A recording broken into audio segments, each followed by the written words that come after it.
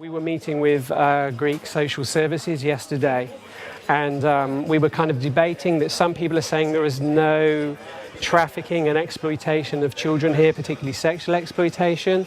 And then there was a cry for there to be education for frontline services, those people who come into contact with children every day. Because the reality is, if you do not know the signs of exploitation, then you're not going to identify those children who are being exploited from other children. If you have the question of exploitation, i.e., have these children been brought here under duress? Are they trapped here? Do they feel free to move about as they wish or not? Then you might take a completely different approach. And I think that's what we're wanting to see, particularly with Love 146 as we work in different countries, is who is most likely to come into contact with a child who is a victim of trafficking, and how can we help those people to know what to look for, what are the early indicators, and also how can we help those people, if they find some of those early indicators, what to do next. We're very blessed, for want of a different word, in Athens to be working with people who spend an awful lot of time on the streets, going into brothels, building relationships with people and doing all of that hard foundation building for people to be able to disclose, for people to even begin to identify, actually, this is what I'm doing. That's not why I came here. I came here for a job to provide for my children back home, and now I don't see any way out. That's trafficking. You know, that person is not free, that person is enslaved.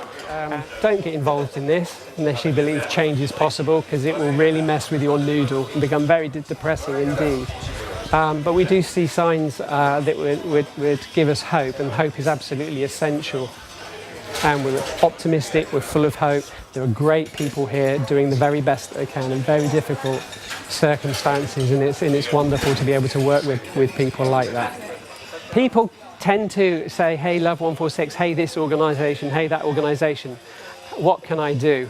And I answer that with a question, I don't know, what can you do? What are your skill sets? Perhaps you're going to bring something new to the table that's a response to this, so don't be limited by what I can say.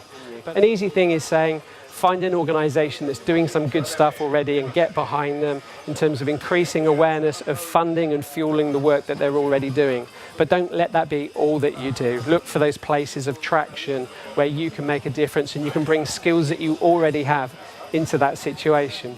Particularly something that sometimes gets separated off from justice is the arts, is creativity, is innovation. And I'm delighted to see more and more creative, artistic people making a contribution to this. Because sometimes some of what we just keep doing isn't having the impact that we need. So we need people who think outside the edges, outside of the boxes, to bring innovative responses in. And yeah, thanks to the guys behind this camera for being part of that and proving that you can start with a question, that you can start with a sense of offence, that actually I've heard about this, it's horrific, and I, for one, am gonna give some time to contributing to seeing that issue change.